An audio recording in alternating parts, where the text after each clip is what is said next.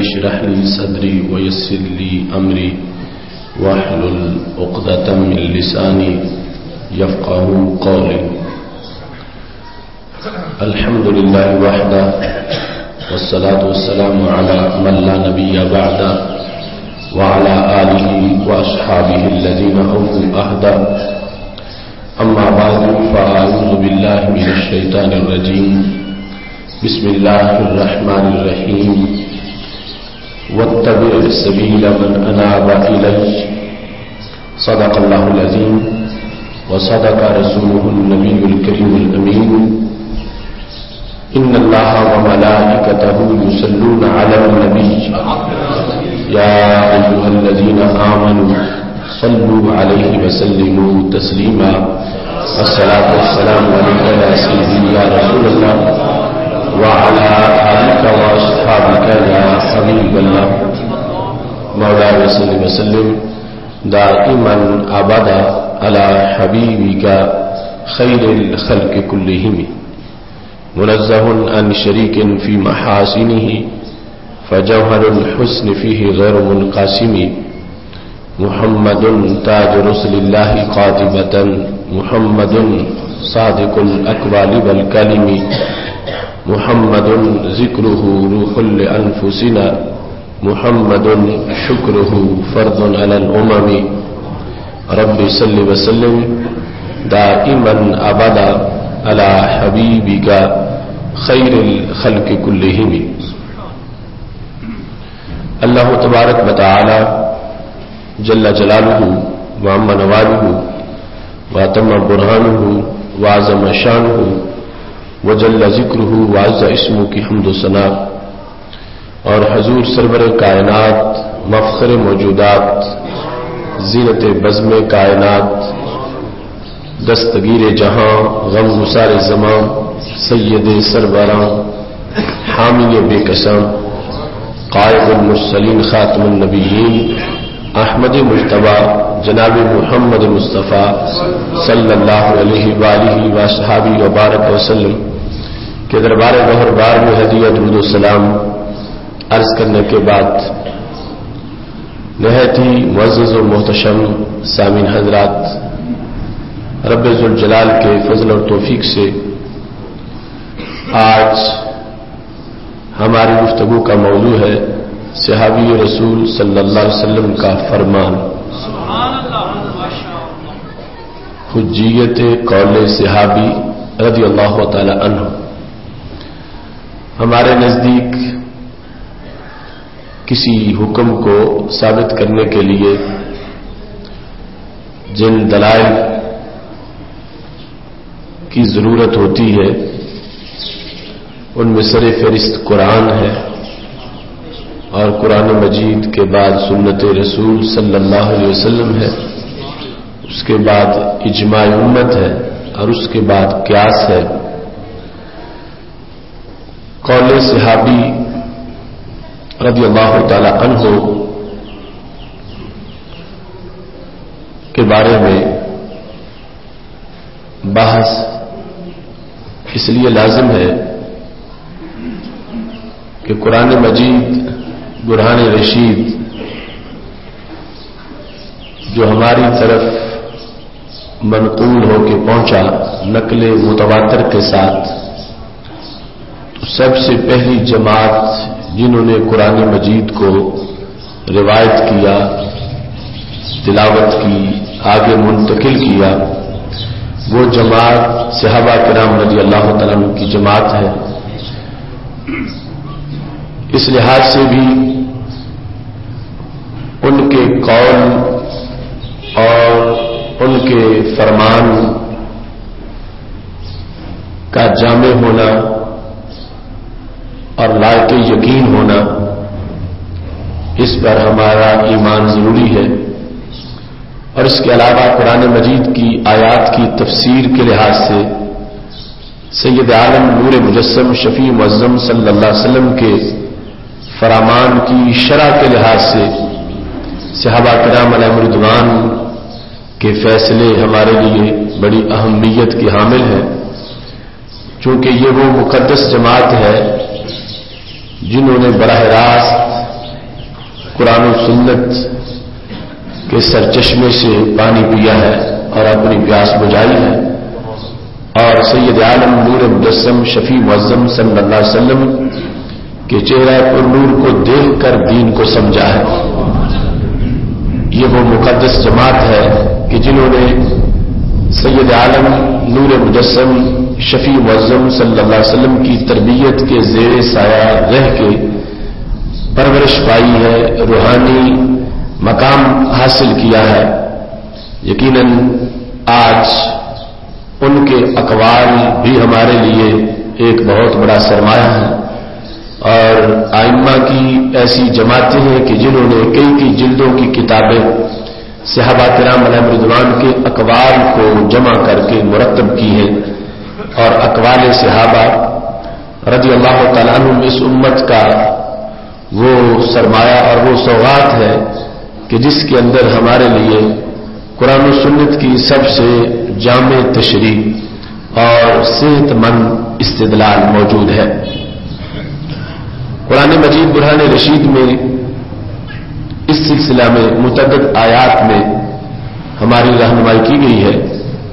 خالق کائنات جل جلالہ ارشاد فرماتا ہے واتبع سبیل من اناب الیہ، کہ اے سننے والے تم پیروی کرو اس کے راستے کی جو بندہ میری طرف جھک گیا ہے۔ صحابہ کرام علیہم رضوان بالیقین منیب ہیں، ان کو اللہ نے انابت کی شان عطا فرمائی، اور وہ سب کچھ چھوڑ کے رب کے فرمان کی طرف جھک گئے، اور انہوں نے روح دل سے اس ایمان کو قبول کیا اور آگے اس کے لیے بڑی بڑی قربانیاں پیش کی۔ لہذا قرآن مجید برہان رشید کے حکم کے مطابق قیامت تک کے مسلمانوں کو یہ متوجہ کیا گیا کہ جو منیب ہیں، انابت کرنے والے ہیں، رب کے دربار کے مطیع ہیں اور جھک جانے والے ہیں، وہ اگر کوئی بات بتاتے ہیں تو تمہارے لیے اس بات کو ماننا بھی لازم ہے، تم ان کی پیروی کرو، اتباع کرو، اور ان کے فیصلوں کو اور ان کے احکام کو تسلیم کرو۔ دوسرے نمبر پر قرآن مجید برہان رشید میں خالق کائنات جل جلالہ نے اس امت کی جو سیادت اور سرداری بیان فرمائی ہے، اللہ تعالیٰ ارشاد فرماتا ہے کنتم خیر امۃ اخرجت للناس تأمرون بالمعروف وتنہون عن المنکر وتؤمنون باللہ، تم ہو ساری امتوں کے سردار، جتنی امتیں بھی دنیا میں ظاہر کی گئیں، تم کیوں سردار ہو؟ تم اچھائی کا حکم دیتے ہو اور تم برائی سے روکتے ہو، اور تم اللہ پر ایمان رکھنے والے ہو۔ جب یہ آیت نازل ہوئی تو جن لوگوں کے سامنے یہ پڑھی جا رہی تھی کہ تم ساری امتوں کے سردار ہو، وہ صحابہ کرام رضی اللہ تعالی عنہم تھے، اور آگے پوچھا گیا حضرت عمر رضی اللہ تعالیٰ عنہ سے کہ اس میں کون کون مراد ہے؟ فرمایا جو بھی سرداری کی شرطیں پوری کر رہا ہے وہ سارے اس آیت میں مراد ہے، اگرچہ وہ قیامت تک پیدا ہو۔ تو اولین جماعت صحابہ رضی اللہ تعالی عنہم ہے کہ جن کو رب ذوالجلال نے ساری امتوں کا سردار کہا۔ بعد والے تو ان کے تابع ہو کر آئیں گے، بعد والے ان کے ضمن میں زمرے میں بالتبع شامل ہوں گے، لیکن براہ راست رب ذوالجلال نے جن کو امتوں کا سردار کہا وہ صحابہ کرام رضی اللہ تعالی عنہم کی جماعت ہے۔ اور ان کے سردار ہونے کی گارنٹی رب نے کیا دی؟ تم اس لیے سردار ہو کہ تم اچھائی کی بات کرتے ہو، امر بالمعروف کرتے ہو اور نہی عن المنکر کرتے ہو۔ جنہوں نے بعد میں پیدا ہونا تھا ان کے اندر یہ وصف پایا جائے گا تو پھر آیت ان پر سچی ہوگی، اور صحابہ میں پہلے موجود تھا کہ اوپر میں ان کے اعتراف میں یہ آیت نازل ہو گئی کہ تم سردار ہو، تمہارے اندر اس وقت یہ شان موجود ہے کہ تم امر بالمعروف کرتے ہو، نہی عن المنکر کرتے ہو، اور تم اللہ پر ایمان لانے والے ہو۔ تو امر بالمعروف بھی قول سے ہوتا ہے اور نہی عن المنکر بھی قول سے ہوتی ہے۔ زبان سے کسی کو اچھائی کا حکم دیا جاتا اور زبان سے کسی کو برائی سے روکا جاتا. تو اس سے پتہ چلا کہ صحابہ کرام علیہم رضوان جن لوگوں کے سامنے جا کے تبلیغ کر رہے تھے، قرآن نے انہیں متوجہ کیا کہ یہ جماعت صحابہ جو تمہارے پاس آتی ہے، تمہیں اچھائی کا حکم دیتی ہے اور تمہیں برائی سے روکتی ہے، ان کی تقریریں، ان کے واعظ، ان کے خطبے، انہیں معمولی مت جانو. رب ذوالجلال نے ان کو اپنی طرف سے یہ حق گوئی کی سند عطا فرما دی ہے اور صداقت عطا کی ہے. تأمرون بالمعروف وتنہون عن المنکر کا مدار قول پر ہے، زبان پر ہے.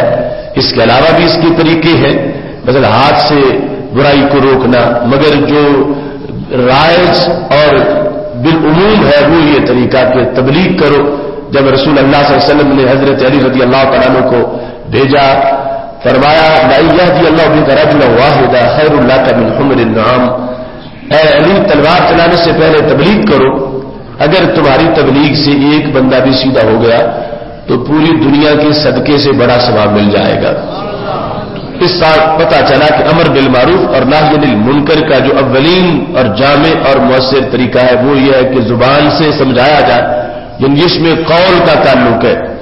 تو یہ جماعت صحابہ، ان کے قول کو اللہ کی طرف سے قانونی حیثیت دی جا رہی تھی کہ یہ جو کہتے ہیں اچھائی کے لحاظ سے اگلوں کے لیے معتبر ہے، اور جو برائی سے روکنے کے لیے یہ بات بیان کرتے ہیں وہ بھی سننے والوں کے لیے معتبر ہے. ان کا امر بالمعروف اور ان کا نہی عن المنکر حد درجے کا ہے جس بنیاد پہ ان کو سردار بنایا گیا ہے. لہذا امر بالمعروف اور نہی عن المنکر صحابہ کی سرداری کی دلیل ہے، اور جو صحابہ کی سرداری کی دلیل ہے وہ دلیل اس بات پر اس کا مدار اور محور ہے کہ جو صحابہ کہتے ہیں سچ کہتے ہیں، حق کہتے ہیں. اس میں بعد والوں کو یا سننے والوں کو کسی طرح شک کا ارتکاب نہیں کرنا چاہیے. رب ذوالجلال نے ان کے انداز کے اس انداز میں جامع ہونے کی وجہ سے انہیں سرداری دی اور یہ واضح کیا کہ تمہاری سرداری تمہارے اس قول کی بنیاد پر ہے کہ تم ڈرتے نہیں، تم جھجکتے نہیں، تم دبتے نہیں، تم بات میں خیانت نہیں کرتے، تم جو سنتے ہو جا کے وہی لوگوں کو سنا دیتے ہو. اگرچہ تمہیں 80 زخم برداشت کرنے پڑے، تم اپنی بات پہ پکے رہتے ہو. تو صحابہ کے قول کی جو صداقت تھی اس کو بیس بنا کر رب ذوالجلال نے واضح کر دیا کہ ساری امتوں میں یہ امت سردار ہے، اور جو سامنے بیٹھے ہوئے تھے صحابہ کرام علیہم رضوان، ان کی سرداری کا اعلان کر کے حجیت ان کی بات کی اور ان کے فرمان کا جو قابل عمل ہونا ہے اور پکا ہونا ہے اس کو رب ذوالجلال نے قرآن مجید برہان رشید میں واضح فرما دیا. کسی کی بات کا قابل حجت ہونا، اس میں سب سے بڑا وصف جو ہے اس کی علمی مقام کا ہے، اس کی صداقت کا ہے اور اس کی امانت اور دیانت کا ہے. اور ان میں سے کوئی بات بھی صحابہ کرام علیہم رضوان میں کم نہیں تھی. زبان کی صداقت کے لحاظ سے رب نے جب ان کو ڈگری دی ہے، اور اللہ تعالیٰ نے قرآن مجید میں فرمایا اولئک هم الصادقون، یہ A to Z سارے ہی سچے ہیں، ان میں سے کوئی جھوٹ بولتے ہی نہیں ہے. تو اس واسطے قول صحابی کا برحق ہونا اور اس کا سند ہونا، یہ قرآن نے کہا للفقراء المہاجرین الذین اخرجوا من دیارهم واموالهم یبتغون فضلا من اللہ ورضوانا وینصرون اللہ ورسولہ اولئک هم الصادقون. مہاجرین کی شان بیان کرتے ہوئے رب نے فرمایا جن کو اپنے گھروں سے نکالا گیا تھا یہ لالچ میں نہیں نکلے تھے، فرمایا یہ رب کی رضا کے لیے نکلے تھے. وینصرون اللہ ورسولہ، اتنے بہادر اتنے ہیں، شجاع اتنے ہیں کہ یہ رب کی بھی مدد کرتے ہیں، رب کے رسول علیہ السلام کی بھی مدد کرتے ہیں. تو جو گھر میں لیٹ جائے، جو بزدل ہو، اس کو مددگار نہیں کہا جا سکتا.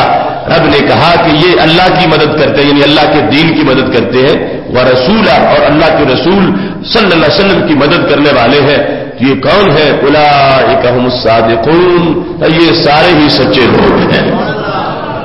پھر انصار کے بارے میں فرما دیا والذین تبوؤوا الدار والایمان من قبلهم يحبون من هاجر الیہم ولا یجدون فی صدورهم حاجة مما اوتوا ويؤثرون على انفسهم ولو كان بهم خصاصة ومن يوق شح نفسه فاولئک هم المفلحون. ان کی شانیں بیان کر کے کہ ان کا ایثار بڑا ہے، یہ اپنی ذاتوں پر مہاجرین کو ترجیح دیتے ہیں، خود بھوکے رہتے ہیں، ان کو کھلا دیتے ہیں، یہ نفس کی خواہش سے بچے ہوئے لوگ ہیں۔ اللہ فرماتا ہے جو ایسے ہو وہ سارے کامیاب ہوتے ہیں۔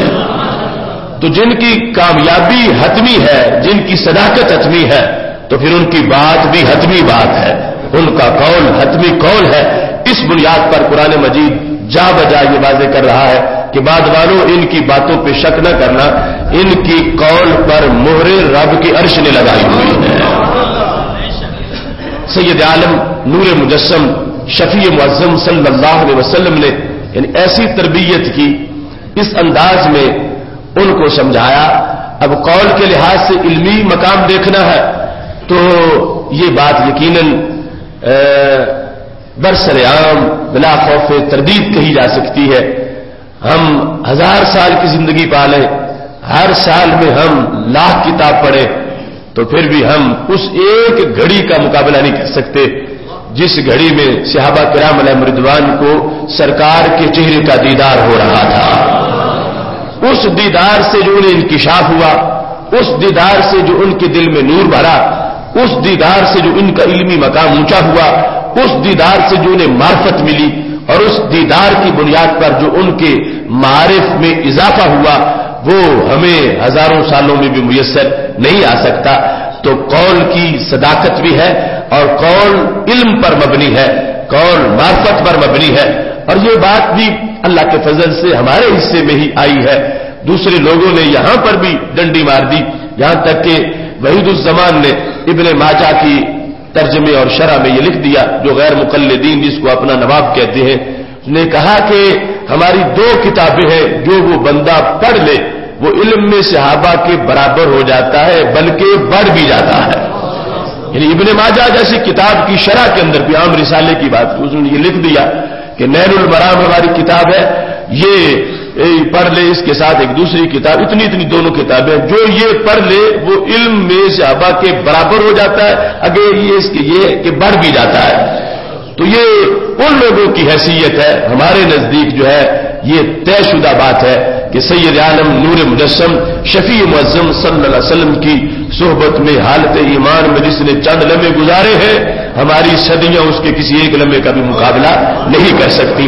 ان کو رب ذوالجلال نے علم بھی ایسا دیا، اور پھر امانت جو ہے کہ جو بات سنی ہے ویسے ہی آگے بیان کرنی ہے، اس کے لحاظ سے بھی ان کا کوئی ثانی نہیں ہے۔ رب ذوالجلال نے ازل سے اس کا یہ فیصلہ تھا کہ حضرت محمد مصطفیٰ صلی اللہ علیہ وسلم کو سب سے آخر میں دنیا میں بھیجوں گا۔ پہلے تمام انبیاء کرام علیہ السلام چلے جائیں گے، اس کے بعد ان کو بھیجوں گا، اور ان کے بعد پھر دروازہ بند ہو جائے گا، پھر کسی کو نہیں بھیجوں۔ اب پہلے کیوں دروازہ کھلا رہا؟ اس واسطے کہ امتوں میں ایسے لوگ نہیں تھے کہ جو ہمیشہ کے لیے ڈیوٹی سنبھال جائیں، کہ آگے اب کسی کے آنے کی ضرورت نہیں، ہم لیں گے اور قیامت تک آگے پہنچائیں گے۔ ایسے کسی کے پاس آساب نہیں تھے، اتنی ذہانت نہیں تھی، اتنی امانت نہیں تھی، اتنی شجاعت نہیں تھی۔ وہاں کچھ وقت کے بعد دین بدل جاتا تھا، عقائد بگڑ جاتے تھے، پھر نبی آتے تھے، نئے نبی، تو پھر جا کے شرک مٹتا تھا، پھر جا کے لوگوں کے عقیدے صحیح ہوتے تھے، اور پھر جا کے لوگوں کو ریلیف ایمانی طور پر ملتا تھا۔ یہ ہوتا رہا، مگر ہمارے آقا صلی اللہ علیہ وسلم کو بھیج کر رب ذوالجلال نے جو نبوت کا دروازہ بند کیا، تو رب ذوالجلال کو ازل سے پتا تھا کہ جو ان کے شاگرد ہوں گے وہ امین بھی چوٹی کے ہوں گے، ذہین بھی چوٹی کے ہوں گے۔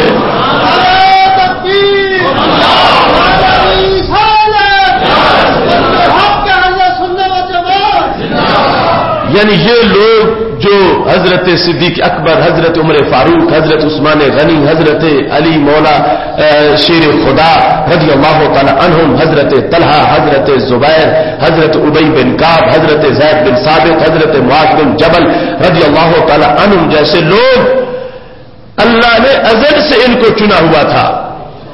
اس طرح کی جماعت ہوگی تو پھر ہم نے اپنے آخر نبی علیہ السلام کو بھیجنا ہے، وہ ایک بار پڑھا دیں گے، آگے پڑھے ہوئے بات قیامت تک پہنچائیں گے۔ نہ وہ کسی سے ڈریں گے، نہ ان کے دل میں کوئی لالچ ہوگا، نہ پیسے لے کے آیات بدلیں گے، نہ ڈر کی وجہ سے چپ کر کے گھروں میں بیٹھ جائیں گے، رب نے سینے ازل سے دیکھے ہوئے تھے کہ ایسی زخم لگ جائیں گے پھر بھی یہ نعرے لگاتے رہیں گے اور آگے دین پہنچاتے رہیں گے.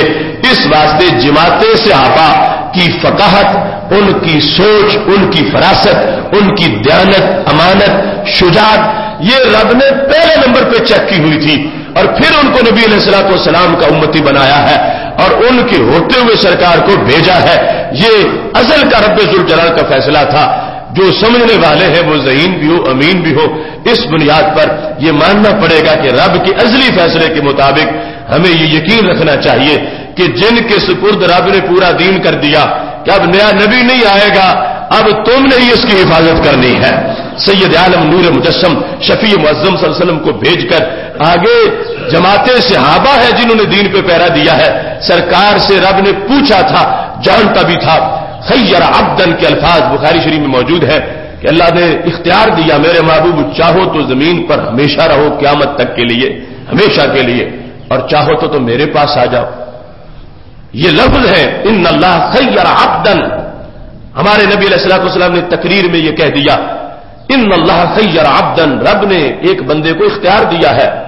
تو صحابہ سن رہے تھے مگر آنسو حضرت صدیق اکبر کی آنکھوں میں آ گئے. دوسرے کہہ رہے تھے اب رونے والی تو کوئی بات ہی نہیں ہوئی اور حضرت صدیق اکبر رضی اللہ تعالیٰ عنہ رونا شروع ہو گئے ہیں. تو صحابہ کہتے ہیں کچھ دن گزرے تو جب نبی علیہ السلام کا وصال ہوا تو اس دن ہمیں پتہ چلا کہ سرکار کسی اور کی بات نہیں کر رہے تھے، سرکار تو اپنی بات کر رہے تھے کہ رب نے مجھے اختیار دیا ہے کہ چاہو تو ہمیشہ زمین پہ رہو اور چاہو تو میرے پاس آ جاؤ. تب میں نے رفاقت اعلیٰ کو، اس عبد نے رفاقت اعلیٰ کو پسند کر لیا رفیق اعلیٰ کے پاس جانے کو. تو حضرت صدیق اکبر رضی اللہ تعالیٰ عنہ چونکہ پہلے نمبر پہ مزاج شناس نبوت تھے، آپ کو فوراً پتہ چل گیا کہ سرکار دنیا سے جانے کی باتیں کر رہے ہیں اور دوسروں کو پتہ نہیں چلا. اور بعد میں سب کو پتہ چل گیا کہ حضرت صدیق اکبر کی سوچ سب سے ایڈوانس تھی جو فوراً پہنچ گئی. اب یہ معاملہ ہے کہ رب ذوالجلال نے اختیار دیا تھا کہ ہمیشہ رہو. سرکار نے فرمایا نہیں، میں نے جو پڑھایا ہے ان کو یہ کام پورا رکھیں گے. میں پاس رہ کے دین کی نگہبانی کروں تو اس کی ضرورت نہیں. جن کو پڑھا دیا پکے بڑے ہیں، نڈر بڑے ہیں، بہادر بڑے ہیں، سمجھدار بڑے ہیں. یہ ایک آیت بھی نہیں بدلنے دیں گے، آیت کیا لفظ بھی بدلنے نہیں دیں گے، حرف بھی نہیں بدلنے دیں گے. جان ماریں گے، میرے دین کو بچائیں گے اور آگے قیامت تک پہنچائیں گے. میں اے اللہ تیرے پاس آنے کو پسند کرتا ہوں. تو اس بیس پر جو اعتماد کیا رب ذوالجلال نے جماعت صحابہ پر اور جو اعتماد کیا سید المرسلین صلی اللہ علیہ وسلم نے جماعت صحابہ پر، اس اعتماد کی دلیل تمہارے گھروں میں موجود قرآن ہے کہ ہو بہو وہ قرآن جو ہم تک پہنچا ہے. تو پتہ چلا صحابہ نبی علیہ السلام کے اعتماد پہ بھی پورے اترے ہیں، رب کے اعتماد پہ بھی پورے اترے ہیں. اس واسطے مستدرک للحاکم میں حدیث شریف موجود ہے. ہمارے نبی علیہ السلام نے فرمایا ان اللہ اختارنی واختارنی اصحابی، رب نے اپنے لیے مجھے چنا اور رب نے میرے لیے میرے صحابہ کو چنا. تو رب نے تو چنے ہوئے تھے ازل سے، تو جو رب کا چناؤ ہو بات اس کی نہیں ماننی تو پھر کس کی ماننی ہے. اس واسطے قول صحابی معتبر ہے، قول صحابی حجت ہے، اور قول صحابی حجت ہے تو دین آگے پہنچا ہے، دین آگے بڑھا ہے. اس حجیت کے موضوع پر آج کی یہ گفتگو ہے جو اختصار سے میں آپ کے سامنے رکھنا چاہتا ہوں. اب قرآن مجید کی درجن آیات اس بات کو واضح کرتی ہیں اور ادھر حدیث شریف میں سید عالم نور مجسم شفیع معظم صلی اللہ علیہ وسلم کا فرمان دیکھیے. ایک دن مغرب کی نماز پڑھ کے صحابہ کرام علیہم رضوان بیٹھے رہے. سید عالم نور مجسم شفیع معظم صلی اللہ علیہ وسلم نے فرمایا تم گھر کیوں نہیں گئے؟ تو کہا یا رسول اللہ صلی اللہ علیہ وسلم ہم نے یہی کہا ہے کہ عشاء پڑھ کے گھر جائیں گے تو یہ وقت بھی آپ کے پاس گزارتے ہیں. ایسے میں ہمارے آقا علیہ الصلوۃ والسلام نے آسمانوں کی طرف دیکھا اور دیکھنے کے بعد ارشاد فرمایا النجوم امنۃ للسماء، یہ جو تارے ہیں آسمان پہ نظر آتے ہیں یہ آسمان کے امن کی علامت ہے. جب تک تارے رہیں گے آسمان کو کچھ نہیں ہوگا، آسمان سماوات آسمان سارے برقرار رہیں گے. اب ادھر بات کرنے کے بعد فرمایا وانا امنۃ لاصحابی، اور میں اپنے صحابہ کے امن کی دلیل ہوں. جب وہ تارے نہیں رہیں گے تو پھر آسمان کے بارے میں جو وعدہ ہے وہ چیزیں آ جائیں گی. جب میں نہیں رہوں گا ظاہری حیات میں اپنے روضہ پاک میں چلا جاؤں گا تو پھر میرے اصحاب کے بارے میں جن فتنوں کا وعدہ کیا گیا ہے کہ مصیبتیں آئیں گی وہ آ جائیں گی. پھر فرمایا اصحابی امنۃ لامتی، میرے صحابہ میری امت کے امن کی دلیل ہیں. جب تک صحابہ رہیں گے اس وقت اور صورتحال ہوگی، اور جب یہ چلے جائیں گے بعد میں اور صورتحال ہوگی. تو سید عالم نور مجسم شفیع معظم صلی اللہ علیہ وسلم نے اس حدیث کے اندر صحابہ کا معیار کیا بیان کیا کہ ان کا گریڈ کیا ہے، یہ ان حدیث کے لفظوں سے ثابت ہے کہ ہمارے نبی علیہ الصلوۃ والسلام نے فرمایا میرے صحابہ کے لیے جیسے میری ذات ہے بعد والوں کے لیے میرے صحابہ کی ذات ہے. یعنی اگرچہ ان کا نبی میں ہوں، ان کا رسول میں ہوں، انہوں نے کلمہ میرا پڑھنا ہے، مگر صحابہ کو بھی معمولی نہ جانے میں صحابہ کے امن کی دلیل ہوں، صحابہ امت کی امن کی دلیل ہے. تو صحابہ کرام علیہم رضوان کے قول کی حجیت، ان کے فرمان کا جو انداز ہے اس کو واضح کر دیا. اور یہاں تک سید عالم نور مجسم شفیع معظم صلی اللہ علیہ وسلم نے واضح فرمایا. امام حسن بصری رضی اللہ تعالیٰ عنہ بیٹھ کے تابعین میں صحابہ کی عظمت کو بیان کر رہے تھے اور صحابہ کے فرمان کا قابل حجت ہونا اس کا ذکر فرما رہے تھے. تو لوگوں نے کہا اس پر تفصیل سے کوئی دلیل بیان کرے، تو انہوں نے دلیل یہ بیان کی. وہ کہتے ہیں کہ سید عالم نور مجسم شفیع معظم صلی اللہ علیہ وسلم نے ارشاد فرمایا تھا کہ میرے صحابہ کی مثال مثل اصحابی، میرے صحابہ کی مثال امت میں کیسے ہے؟ کل ملح فی الطعام، جیسے کھانے میں نمک کی حیثیت ہوتی ہے. نمک ہو تو پھر کھانا لذیذ ہوتا ہے، نمک نہ ہو تو پھر کھانے کی وہ حیثیت نہیں ہوتی. صحابہ کرام علیہم رضوان کو سید عالم نور مجسم شفیع معظم صلی اللہ علیہ وسلم نے جس طرح کھانے کی اصلاح کے اندر نمک کی حیثیت ہے، ایسی امت کی اصلاح کے اندر صحابہ کرام علیہم رضوان کی حیثیت کو خود رسول اللہ صلی اللہ علیہ وسلم نے جب بیان کیا. اس بنیاد پر امام حسن بصری رضی اللہ تعالیٰ عنہ جو سیدنا علی رضی اللہ تعالیٰ عنہ کے شاگرد ہیں، انہوں نے کہا لوگوں صحابہ کی بات پر شک نہ کرنا، ان کے اقوال کو اپنے لیے روشنی سمجھو، ان کے اقوال کو اپنے لیے امام جانو، اس واسطے کہ ان کے مزاج کی حیثیت کو ہمارے نبی علیہ السلام نے واضح کر دیا ہے. ان کو سرکار نے اتنا پختہ کیا ہے، اتنا پکا کر دیا ہے، ان کی سوچ اتنی عمدہ ہے، یہ فساد والا قول نہیں کرتے، اصلاح والا قول کرتے ہیں. ان کی سوچ امت میں اصلاح کو عام کرنے والی ہے. اس بنیاد پر فرمایا کہ جو یہ فرماتے ہیں ہمارے لیے وہ لائق عمل ہے، اس واسطے کی اپنی طرف سے نہیں، یہ ہمارے نبی علیہ السلام کی تربیت کی خوشبو ہم تک پہنچانے والے ہیں. یہاں تک کہ کتب حدیث میں موجود ہے کہ قول صحابی کی دو حیثیتیں ہیں. ایک وہ ہے کہ جس میں وہ بات ایسی ہے جو عقل سے کی جا سکتی ہے، دوسری وہ ہے جو ماورائے عقل ہے. تو جو سوچ کے کی جا سکتی ہے بات عقل سے، اس میں تو حجت ہے ہی، اور جو ماورائے عقل کی جائے اس کے لحاظ سے محدثین اصول حدیث میں یہ ضابطہ لکھ چکے ہیں کہ اتنا اس کا اعتماد اس پر کرنا لازم ہوگا کہ اس کو قول صحابی نہیں سمجھا جائے گا بلکہ قول رسول علیہ السلام سمجھا جائے گا، کیونکہ وہ بات ہے برائے عقل، وہ سرکار نے فرمائی ہوگی. صحابی اگرچہ یہ نہ بھی کہے کہ قال رسول اللہ صلی اللہ علیہ وسلم کہ ہمارے نبی علیہ السلام نے یہ فرمایا، وہ صرف یہ کہہ رہے ہیں. تابعی کہتے ہیں کہ قال ابن عباس، حضرت عبداللہ بن عباس نے یہ کہا، آگے ذکر نہیں ہے کہ انہوں نے یہ کہا کہ سرکار دو علیہ وسلم نے یہ فرمایا. تو بات جب ایسی ہے کہ جو ماورائے عقل ہے، جو قیاس سے نہیں کی جا سکتی، تو پھر امت کو ماننا چاہیے کہ یہ قول صحابی نہیں بلکہ قول رسول علیہ السلام ہے. یعنی اتنی گارنٹی دے دی گئی ان کی صداقت کے لحاظ سے کہ وہ کوئی دین میں معاذ اللہ گڑبڑ کرنے والے یا ملاوٹ کرنے والے نہیں ہیں. ان کی یہ شان ہے کہ جو عقل سے سوچ کے کہے وہ بھی ہمارے لیے قابل حجت ہے قیاسی امور کے لحاظ سے، اس واسطے کہ ان کی تربیت وہ درسگاہ نبوت میں ہوئی ہے، سرکار نے ان کو پڑھایا ہے. اور جو ایسی بات ہے کہ جو عقلی نہیں ہے ماورائے قیاس ہے، اس کے لحاظ سے بھی ان کی حیثیت کو مانا جائے گا کہ وہ جو کہتے ہیں وہ صرف ان کی اپنی بات نہیں، وہ تو رسول اللہ صلی اللہ علیہ وسلم کا فرمان ہے. اس لحاظ سے اصولی طور پر آپ دیکھیں کہ جس وقت نبی اکرم نور مجسم شفیع معظم صلی اللہ علیہ وسلم نے ارشاد فرمایا علیکم بسنتی و سنت الخلفاء الراشدین، تجھ پر میری سنت بھی لازم ہے اور میرے خلفاء کی سنت بھی لازم ہے، خلفاء راشدین.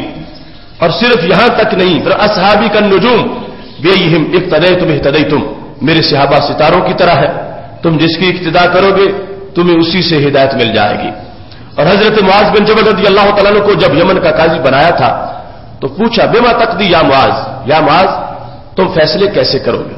انہوں نے کہا اقضی بکتاب اللہ، اللہ کی کتاب سے۔ فرمایا ان لم تجد فی کتاب اللہ، اگر رب کی کتاب میں تجھے نہ ملے، یہ نہیں فرمایا ہو نہ تجھے نہ ملے، تو اقضی بسنت رسولہ صلی اللہ علیہ وسلم۔ تو حضرت معاذ کہنے لگے میں سنت رسول صلی اللہ علیہ وسلم کو سامنے رکھ کر میں فیصلہ کروں گا۔ تو ہمارے نبی علیہ الصلوۃ والسلام نے فرمایا ان لم تجد فی سنت رسول اللہ صلی اللہ علیہ وسلم، اگر سنت رسول صلی اللہ علیہ وسلم میں بھی تجھے نہ ملے تو پھر کیا کرو گے؟ تو انہوں نے کہا اجتہد برأیی، میں اپنی رائے سے اجتہاد کروں گا۔ اب ہمارے نبی علیہ الصلوۃ والسلام نے یہ سن کے، یہ جامع ترمذی میں حدیث شریف ہے، یہ نہیں فرمایا کہ تمہاری رائے کیا ہوتی ہے، اللہ اور رسول کے بعد تم اپنی رائے لیے پھرتے ہو، تمہیں لازم ہے کہ چپ کر جاؤ، اگر قرآن سے ملا ہے تو ٹھیک، سنت سے ملا ہے تو ٹھیک، آگے کچھ نہ کرو۔ لیکن ایسا نہیں فرمایا۔ ہمارے نبی علیہ السلام کو بڑی خوشی ہوئی، فرمایا الحمدللہ الذی وفق رسول اللہ بما یرضی بہ رسول اللہ صلی اللہ علیہ وسلم۔ ساری تعریفوں سے رب کی ہے کہ جس نے میرے گورنر کو، جسے میں یمن کا گورنر بنا رہا ہوں، اسے وہ بات کرنے کی توفیق دی جسے سن کے رب کا رسول خوش ہو گیا ہے۔ تو یہ فرمایا کہ تم نے چپ کر کے نہیں بیٹھنا، اجتہاد کرنا ہے اپنی رائے کے ساتھ۔ اب جس وقت رائے سے اجتہاد کریں گے، قرآن سے مسئلے کا حل نہیں ملا، سنت سے مسئلے کا حل نہیں ملا، اب تیسرے نمبر پر مسئلہ کوئی نیا ہے تو کہتے ہیں میں اپنی رائے سے اجتہاد کروں گا۔ تو میرے نبی علیہ الصلوۃ والسلام نے، یہ پہلے ان کا اپنا نظریہ تھا کہ میں ایسا کروں گا، اب ہمارے نبی علیہ السلام نے تصدیق بھی فرما دی کہ یہ جو تم کرو گے تو یہ میری شریعت ہوگی، یہ محض تمہاری رائے نہیں ہوگی، میں اجازت دے رہا ہوں کہ جب قرآن و سنت کے زیر سایہ تم اپنی رائے سے مسئلہ اخذ کرو گے اور بتاؤ گے، وہ اگرچہ قول صحابی ہوگا مگر وہ شریعت خداوندی ہوگی۔ اب دیکھو یمن والوں کی طرف بھی رکا لکھا، انہیں بھی فرمایا کہ معاذ جو کہے تم نے ماننا ہے، تم نے ان کی اطاعت کرنی ہے، تم نے ان کی پیروی کرنی ہے۔ اور حضرت معاذ نے جو کہنا ہے اس کی قسمیں تین ہیں، ایک تو قرآن پڑھ کے بتانا ہے کہ لوگوں ایسے کرو، ایک سنت سے بتانا ہے کہ لوگوں ایسے کرو، اور تیسرا اپنی طرف سے کہنا ہے کہ لوگوں ایسے کرو۔ اجتہد برأیی، باقاعدہ سرکار سے پرمیشن لے لی کہ جب مجھے قرآن و سنت سے نہیں ملے گا تو میں اپنی رائے سے بھی اجتہاد کروں گا اور میں رائے سے مسئلہ بتاؤں گا۔ تو ہمارے نبی علیہ السلام نے اجازت دے دی۔ اب یمن والوں کو کہا کہ تم نے پیروی کرنی ہے، حضرت معاذ رضی اللہ تعالیٰ عنہ کو کہا کہ تم نے اپنی رائے بھی استعمال کر کے قول لوگوں کو دینا ہے۔ تو سرکار دو عالم صلی اللہ علیہ وسلم نے اپنی ظاہری حیات میں ہی بعد از وصال قول صحابی کی تو ضرورت ویسے ہی زیادہ ہو گئی، ابھی سرکار ظاہری حیات میں ہے، اس وقت بھی یمن والوں پر لازم کر دیا کہ تم نے ان سے جھگڑا نہیں کرنا، جب یہ بات بتائیں اگرچہ ان کا اپنا فیصلہ ہو تم نے شریعت سمجھ کے اس کو قبول کر لینا ہے۔ اجتہد برأیی، حضرت معاذ بن جبل رضی اللہ تعالیٰ عنہ، رأیی واحد متکلم کا ضمیر ہے، اپنی رائے سے میں مسئلہ بتاؤں گا۔ تو سرکار دو عالم صلی اللہ علیہ وسلم نے تصدیق کر دی۔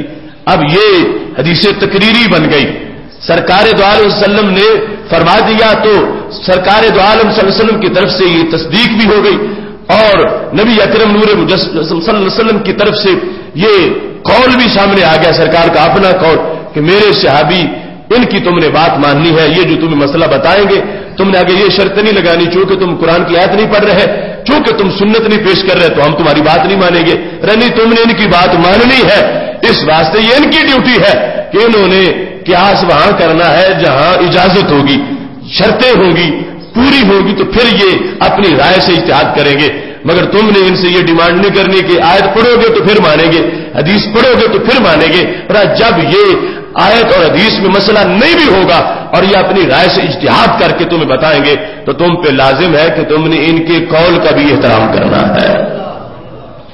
یہ قول صحابی کی حجیت رسول اللہ صلی اللہ علیہ وسلم کی ظاہری حیات میں بھی ثابت تھی، حالانکہ ہمارے نبی علیہ السلام فرما سکتے تھے۔ حضرت معاذ بن جبل رضی اللہ تعالیٰ عنہ کو فرماتے کہ معاذ یہ سنو، تم جب دو آپشن تمہارے پاس ہیں قرآن کا اور سنت کا، تیسرے میں ابھی تم نہ جاؤ، میں خود سامنے موجود ہوں، تم یمن سے خط لکھنا تو میں جواب دوں گا، تاکہ یمن والوں کو سنت ہی سے جواب ملے۔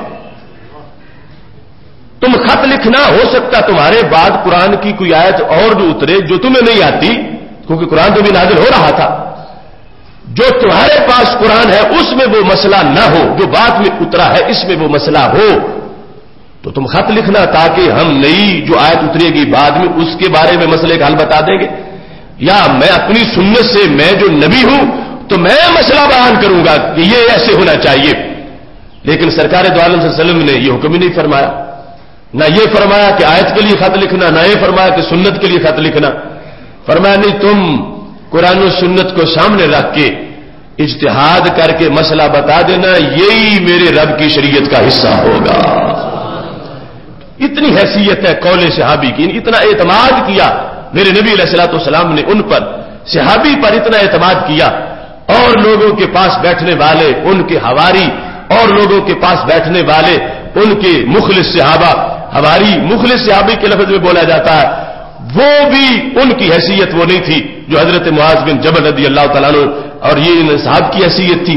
ہمارے آقا علیہ الصلوۃ والسلام کو یعنی اتنا یقین ہے، اتنا اعتماد ہے کہ یہ پیسے سے نہیں بکیں گے، ان سے کوئی فتویٰ خرید کے نہیں لے سکے گا، یہ حلال و حرام کا کاروبار نہیں کریں گے، یہ ڈٹیں گے دین پر، جو قرآن ہے وہی بیان کریں گے، جو سنت ہے وہی بیان کریں گے، اور پھر قرآن و سنت کے زیر سایہ جو کچھ بیان کریں گے اس میں بھی پوری طرح یہ ذمہ داری کے ساتھ، ان کا اپنا کو کسی طرف جھکاؤ نہیں ہوگا کہ چونکہ فلاں کے ساتھ دوستی ہے تو اس کا موقف ثابت کرنا ہے، فلاں کے ساتھ تعلقات ہے تو اس کا موقف ثابت کرنا ہے، نہیں، میرے نبی علیہ السلام کو یہ یقین ہے کہ معاذ میرے دین سے وفاداری کریں گے، جو دین کہتا ہے اس کے مطابق رائے اجتہاد سے مسئلہ بیان کریں گے، اور وہ مسئلہ آگے ان کے لیے لازم ہو جائے گا، جنہوں نے وہ بات سننی ہے اس بات پر عمل کرنا ہے۔ تو اس بنیاد پر یعنی سید عالم نور مجسم شفیع معظم صلی اللہ علیہ وسلم کی ظاہری حیات کے اندر ہی پاک محبوب علیہ الصلوۃ والسلام نے اس چیز کو لاگو کروا دیا، تاکہ ایسا نہ ہو کہ میرے دنیا سے چلے جانے کے بعد جب موقع بنے، لوگوں کو ضرورت محسوس ہو قول صحابی کی، تو پھر اس وقت جب لوگ دلیل ڈھونڈیں تو اس وقت نہ وحی نازل ہو رہی ہوگی اور نہ میں سامنے موجود ہوں گا، تو پھر کوئی شک کا ارتکاب نہ کرے۔ سرکار نے اپنی زندگی میں اس امر کو فنکشنل کر دیا، لاگو کر دیا اس نظام کو، تاکہ میرے ہوتے ہوئے جب یہ بات رائج ہوگی تو پھر بعد میں کسی کو شک کی گنجائش نہیں ہوگی، اعتراض نہیں ہوگا۔ خود رسول اللہ صلی اللہ علیہ وسلم نے مختلف علاقوں میں، صرف ایک جگہ نہیں، متعدد مقامات پر نبی اکرم نور مجسم شفیع معظم صلی اللہ علیہ وسلم نے صحابہ کرام علیہ رضوان کو اس انداز میں دین کی وضاحتیں کرنے کے لیے بھیجا اور شریعت کے فیصلے سنانے کے لیے بھیجا، جس کے نتیجے میں نور پھوٹا اسی زمانے میں، اور آج تک اس کی روشنی ہمارے سینوں میں موجود نظر آ رہی ہے۔ یہاں تک کہ ابتدائے اسلام کے اندر 10 صحابہ جو اسلام کا سب سے بڑا سرمایہ، جن کو عشرہ مبشرہ کہا جاتا ہے، ان 10 میں سے ایک واضح تعداد ان صحابہ کی ہے کہ جن کو رسول اللہ صلی اللہ علیہ وسلم نے خود جا کے قائل نہیں کیا، ان کو حضرت صدیق اکبر رضی اللہ تعالیٰ عنہ نے قائل کیا۔ حضرت صدیق اکبر نے تبلیغ کی اور انہیں منوا کے پھر انہیں نبی علیہ السلام کے پاس لیا۔ وہ عشرہ مبشرہ جو اسلام کی اولین پونجی ہے، اس اولین پونجی کے اندر بھی 4-5 ایسے حضرات ہیں کہ جنہوں نے قول صحابی کو مان کے کلمہ پڑھ لیا ہے۔ حضرت صدیق اکبر رضی اللہ تعالیٰ عنہ کی زبان پر اعتماد کرتے ہوئے کہ یہ جو کہہ رہے ہیں سچ کہہ رہے ہیں، ان سے ہمارے پرانے تعلقات بھی ہیں، ہم جانتے ہیں یہ جھوٹ نہیں بولتے۔ اب ان کے کہنے پر حضرت صدیق اکبر رضی اللہ تعالیٰ عنہ نے ان سے پرسنل ملاقات کر کے انہیں قائل کیا، منوایا، اور پھر ساتھ لے کے نبی علیہ السلام کے پاس پہنچ گئے اور سید عالم نور مجسم شفیع معظم صلی اللہ علیہ وسلم کے پاس انہوں نے کلمہ پڑھا۔ تو اس بنیاد پر یعنی یہ ایسا موضوع اور اتنی جامع بحث ہے کہ جس کی بنیاد پر سید عالم نور مجسم شفیع معظم صلی اللہ علیہ وسلم نے اس دین کو آگے پہنچانے کے لیے جو رب ذوالجلال کا ازلی فیصلہ تھا کہ ان کو چنا ہے. رب کے سامنے سب کچھ ہے, اس سے کوئی پوشیدہ نہیں تھا نہ اب ہے. اس نے جن سنوں کو نبی علیہ السلام کی صحبت کے لیے چنا کہ یہ صحابی ہوں گے, ان سب کو اللہ دیکھ رہا تھا اور اسے ہی بنایا ہے صحابی کہ جو حق ادا کرنے والا تھا. اس بنیاد پر قول صحابہ حجت ہے. اور آج اس جہت سے بھی ہمارے لیے کہ پورے دین کا مدار صحابہ کے امن, صحابہ کے یقین, صحابہ کے ایمان پر ہے. اگر وہ لوگ جو آیتیں سن کے آگے جنہوں نے روایت کی اور قرآن اکٹھا کیا, اگر ان کے یقین پر کوئی عدم اعتماد کرے گا تو وہ دوسرے لفظوں میں قرآن کا انکار کر رہا, قرآن پر عدم اعتماد کر رہا ہے. لہذا رافضیوں کا شر سمجھنا چاہیے. وہ جب یہ جملہ بولتے ہیں کہ نبی علیہ الصلوۃ والسلام کے وصال کے بعد صرف 6 صحابی بچے تھے ایمان پر, معاذ اللہ باقی سب دین چھوڑ گئے تھے, یہ ان کی کتابوں میں بار بار لکھا ہوا ہے. تو اس کا مطلب کیا بنا کہ وہ قرآن سے لوگوں کا اعتماد اٹھانا چاہتے ہیں کہ جب راوی وہ باقی ہزاروں معاذ اللہ دین ہی چھوڑ گئے تھے تو پھر ان کی بتائی ہوئی بات معتبر نہیں ہے, تو پھر قرآن معتبر نہیں ہوگا.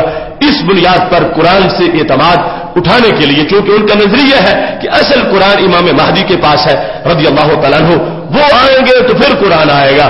یہ قرآن وہ قرآن نہیں ہے کہ جو اترا تھا. انہوں نے لکھا اس میں کچھ باتیں بدلی ہوئی ہیں, کچھ باتیں جو ہے وہ زائد ہیں, کچھ باتیں کم کر دی گئی ہیں.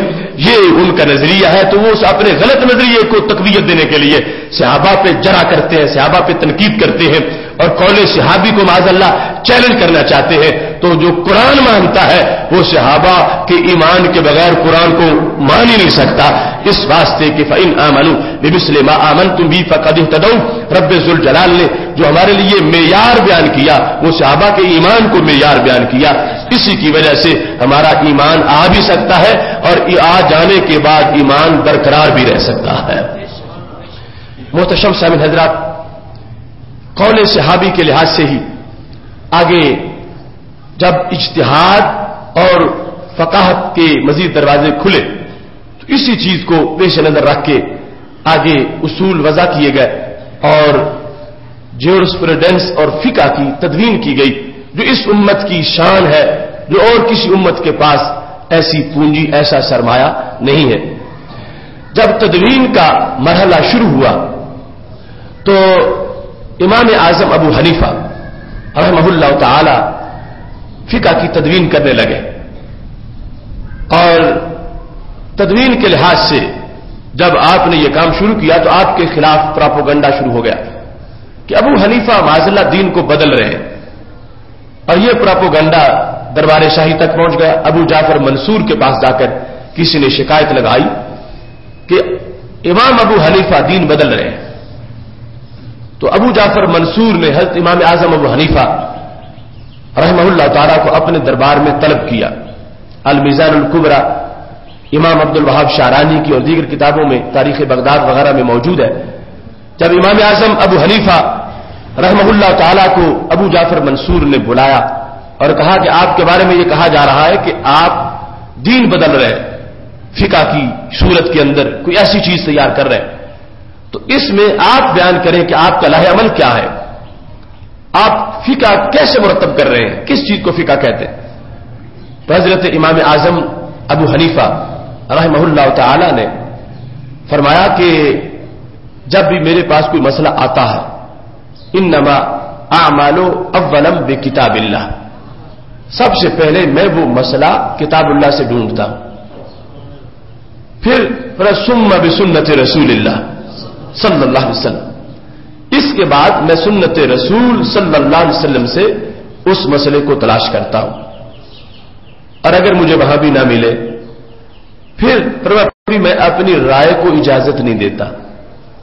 وہاں تیسرا سٹیپ حضرت معاذ بن جبل کے پاس کیا تھا, ثم اجتہد برأیی, میں اپنی رائے سے اجتہاد کروں گا. پہلے نمبر پہ قرآن, پھر سنت, پھر فرمایا میں اپنی رائے سے اجتہاد کروں گا. لیکن چونکہ وہاں تو درمیان میں کوئی تھا نہیں, انہوں نے یہی کہنا تھا میں اپنی رائے سے اجتہاد کروں گا. امام اعظم ابو حنیفہ کی احتیاط دیکھو, اور اب پہلے قرآن پڑھتا ہوں, وہاں سے واضح طور پر کوئی آیت اس مسئلے کے بارے میں نہیں, تو پھر سنت میں دیکھتا ہوں کہ واضح طور پر, ویسے تو ہر چیز قرآن میں ہے, لیکن بات ہے کہ اس مسئلے کو بیان کیا گیا الگ تھلگ. تو اگر وہاں نہ ہو سنت میں دیکھتا ہوں, سنت میں بھی نہ ملے تو پھر اپنی رائے سے نہیں بتاتا. ثم بعقدیۃ الخلفاء الراشدین، سنت کے بعد میں خلفاء راشدین کے فیصلے پڑھتا ہوں کہ اس مسئلے میں خلفاء راشدین نے کیا کہا ہے۔ اب چونکہ اس وقت تو جب حضرت معاذ بن جبل تھے بات کر رہے تھے، خلفاء تھے ہی نہیں، خلفاء تو بنے سرکار دو علیہ وسلم کے وصال کے بعد۔ انہوں نے تیسرے نمبر پر اپنا نام لیا، میں اپنی رائے سے اجتہاد کروں گا۔ امام اعظم ابو حنیفہ رحمۃ اللہ علیہ نے فرمایا میں تیسرے نمبر پر عقدیۃ الخلفاء الراشدین جو صحابہ کے فیصلے ہیں میں ان کو پڑھتا ہوں کہ کیا یہ مسئلہ صحابہ کے پاس یعنی خلفاء راشدین کے پاس پہنچا تھا، انہوں نے اس کا جواب دیا تھا، تو پھر میں نیا جواب کیوں ڈھونڈوں، پھر ان کا جو فیصلہ ہے وہ بتانا چاہیے۔ فرمایا اگر خلفاء راشدین کے فیصلوں میں بھی اس مسئلے کا حل موجود نہ ہو تو پھر بھی میں اپنی رائے کو اجازت نہیں دیتا۔ ثم بعقدیۃ بقیۃ الصحابہ، پھر خلفاء راشدین کے بعد جو دیگر صحابہ ہیں میں ان کے فیصلے پڑھتا ہوں کہ کیا ان کے پاس کبھی یہ مسئلہ پیش ہوا، انہوں نے کوئی جواب دیا، پھر میں ان کے فیصلے پڑھتا ہوں، اور جب مجھے وہاں بھی جواب نہ ملے ثم اقیسو، پھر میں اپنی رائے کو اجازت دیتا ہوں۔ اب درمیان میں دو سٹیپ اور آ گئے۔ امام اعظم ابو حنیفہ رحمہ اللہ تعالی نے قول خلفاء راشدین کو بھی حجت مانا اور قول صحابہ کو بھی حجت مانا، کہ صحابہ جو ہے عام وہ بعد میں ہیں، خلفاء راشدین پہلے ہیں، پہلے میں خلفاء راشدین کے فیصلے پڑھتا ہوں، اگر وہاں نہ ملے تو پھر میں جو باقی صحابہ ہیں ان کے فیصلوں کی طرف جاتا ہوں، اور اگر وہاں بھی نہ ملے تو پھر میں قیاس کرتا ہوں۔ اور قیاس کیسے کرتا ہوں؟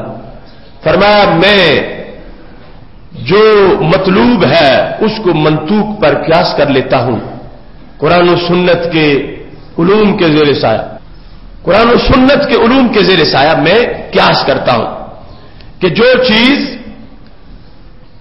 اس سے واضح طور پر اس کا لفظوں میں ذکر نہیں ہے مگر اس کی علت معلوم ہے، میں علت ڈھونڈتا ہوں اور حکم لگا دیتا ہوں۔ اس کی مثال کیا ہے؟ جس طرح کہ ایک بجلی کی تار گزر رہی ہے 10 کمروں سے اور 11ویں میں پہنچی ہوئی ہے، وہ برقی رو 10 کمروں میں خاموش ہے کیونکہ وہاں کوئی ہولڈر نہیں ہے، 11ویں میں ہولڈر لگا ہوا اور اس پہ بلب بھی لگا ہوا۔ اب 10 کمروں میں اندھیرا ہے، 11ویں میں روشنی ہے۔